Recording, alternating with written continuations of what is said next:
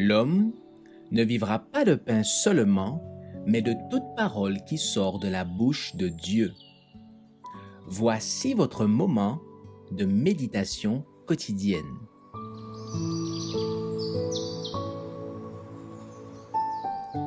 Maranatha.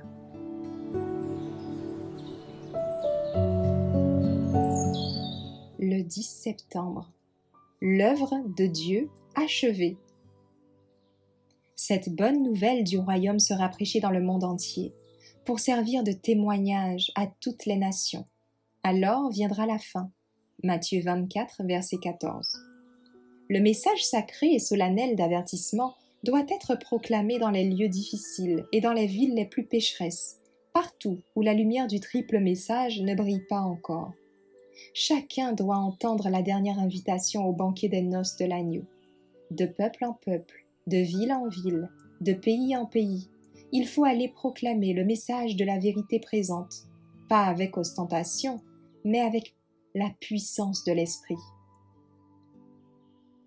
Le message du pouvoir rénovateur de la grâce de Dieu sera proclamé à tout pays et climat, jusqu'à ce que la vérité parvienne au monde entier. Parmi ceux qui seront scellés, il y aura des personnes de toute tribu, de toute nation, de toute langue et peuple. Des hommes et des femmes de tous les pays se réuniront devant le trône de Dieu et de l'agneau et s'exclameront, et ils criaient d'une voix forte en disant « Le salut est à notre Dieu qui est assis sur le trône et à l'agneau. » Apocalypse 7, verset 10. Le monde entier doit être illuminé de la gloire de la vérité divine. La lumière doit briller dans tous les pays et pour toutes les personnes. Et la splendeur de la lumière doit procéder de ceux qui l'ont acceptée. L'étoile du matin s'est levée devant nous, et nous devons faire briller sa lumière sur les sentiers de ceux qui vivent dans les ténèbres. Une crise est sur le point de nous toucher. Par la puissance du Saint-Esprit, nous devons proclamer maintenant les grandes vérités pour ces derniers jours. Il ne s'écoulera que peu de temps avant que chacun ait entendu l'avertissement et pris sa décision. Alors viendra la fin.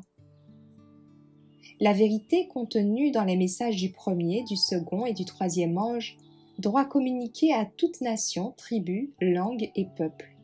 Il faut qu'elle brille à travers les ténèbres de chaque continent et île de la mer. Cette œuvre, de grande importance, ne saurait souffrir aucun retard. Notre mot d'ordre doit être « en avant, toujours en avant ». Les anges du ciel nous précèdent pour nous frayer la route. Notre mission en faveur des pays lointains ne saurait être abandonnée tant que la terre entière n'est pas inondée de la gloire du Seigneur.